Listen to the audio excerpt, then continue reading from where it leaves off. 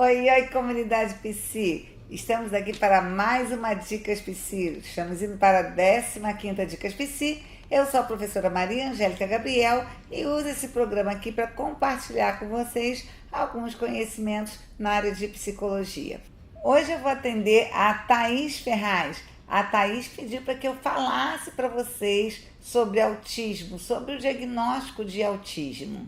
Falar de autismo para mim é bastante importante, porque quando eu fazia estágio, na época que eu era estagiária, o primeiro paciente que eu atendi na clínica infantil foi uma criança autista.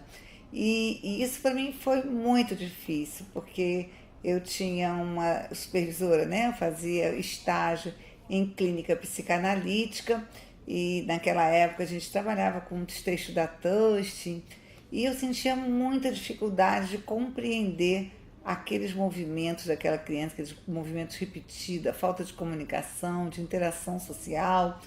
E foi quando eu comecei a buscar outros estudos que na década de 80, aqui no Brasil, a gente estava com um movimento grande, né? O Christian Gauder escreveu Autismo na década de 80, naquela época, em que ele traz essa visão interdisciplinar para a compreensão do autismo. Hoje, né, no século XXI, a gente está aí com o DSM-5 e no CID-10 a gente tem a classificação de um transtorno do espectro autista. Bem, o autismo está classificado em um transtorno de neurodesenvolvimento. Então a gente identifica aí hoje, né, aspectos neurológicos, aspectos psicológicos, aspectos sociais que interatuam no desenvolvimento do espectro autista. E por que a palavra espectro? Espectro porque hoje você categoriza, né, como espectro autista, o transtorno do espectro autista, diferentes formas de apresentação do autismo, que eram classificados separadamente, hoje são classificados como transtorno do espectro autista. E tem uma classificação no CID-10, né, que é o F84.0. Quando a gente fala de critérios para avaliação do autismo, a gente vai ter que considerar basicamente uma dificuldade, um déficit dessa pessoa, da criança, né, inicialmente, um déficit na comunicação social. São crianças, né, e depois se tornam adultos, aí a gente vai falar desse desenvolvimento, são crianças que apresentam uma dificuldade na relação interpessoal, né, na relação com o meio, na comunicação de formas variadas, tanto na comunicação verbal quanto na comunicação não verbal. Um dado bem claro do autismo é essa falta de interatividade com outro ser humano. Isso é bem interessante, que vai aparecer no início de vida. Do primeiro para o segundo ano de vida, você já vai perceber essa perda de contato com o meio, com as pessoas de uma forma geral. A gente fala com o meio, mas na verdade é das interações, é da comunicação que é o foco principal de dificuldades do autista. Um outro dado que a gente vai poder observar também para fazer o diagnóstico são tipos de comportamento. A criança autista ela tem comportamentos repetidos e persistentes. Então, ela, por exemplo, se ela não tem uma brincadeira, se assemelha muito com a criança psicótica, né? Ela não tem uma brincadeira, ela carrega brinquedos, e ela carrega continuamente aqueles brinquedos.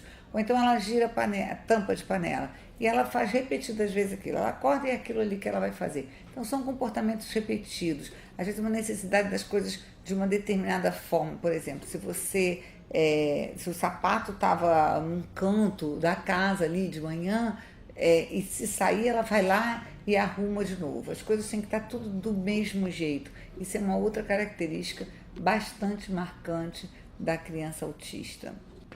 Outra característica são as falas estereotipadas. Essa criança ela tem uma fala repetida, ela repete frases ou palavras várias vezes, né? Uma fala estereotipada. Um outro dado que também chama atenção, que vai marcando o diagnóstico de autismo, é uma hipersensibilidade ou uma hipossensibilidade a determinados estímulos sensoriais. Por exemplo, a criança autista ela pode levar um susto com uma chapinha caindo no chão e de repente pode ter uma batida estrondosa do lado de fora da casa e ela não manifesta, na chapinha ela leva um susto e um barulho enorme, ela nem percebe, não muda em nada o estado dela. Então, são vários dados que vão levando a gente a identificar o comportamento autista de um transtorno no espectro autista. Um outro dado importante é o diagnóstico diferencial. A gente vê ainda hoje muitas crianças sendo diagnosticadas como autistas e elas não são autistas. Então, o diagnóstico diferencial, você tem que estar super atento a um mutismo, né? A um déficit cognitivo, a um déficit de linguagem. Tem várias outras patologias que podem se confundir e a gente acaba fazendo um diagnóstico indevido de autismo. Fica essa dica então, Thaís, para você hoje, para todos que estão nos ouvindo aqui. Espero que eu tenha atendido a vocês. Quem gostou, não esquece de dar aquela curtidinha aqui embaixo, compartilhar com seus amigos, né? Que eu posso estar ajudando a eles também. E se você tiver interesse em conhecer mais alguma coisa, ou mais alguns serviços, outras dicas que nós oferecemos para vocês, vai lá no nosso site www.educativarj.com.br. Nós estamos também lançando a revista educativa com vários artigos de psicologia, de saúde em geral e de educação, tá bom? Tchau, tchau e até terça que vem.